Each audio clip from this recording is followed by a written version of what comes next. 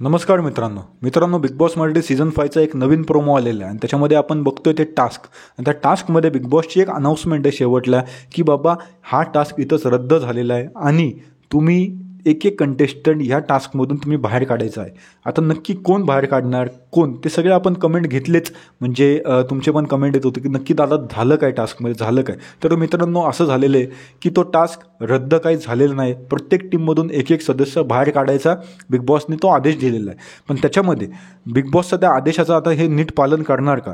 कारण की बिग बॉसने जर सांगितलं की हिंसक वळण ज्यांनी लावलेलं आहे त्याला तुम्ही बाहेर काढा.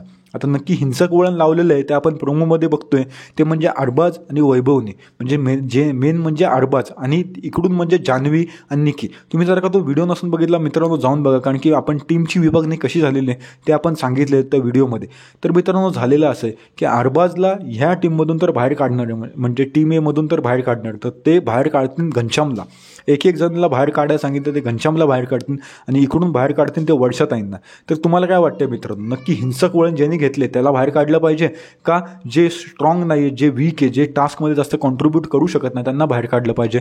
तुमचं मत खाली कमेंट सेक्शनमध्ये नक्की नोंदवा. जय हिंद जय महाराष्ट्र.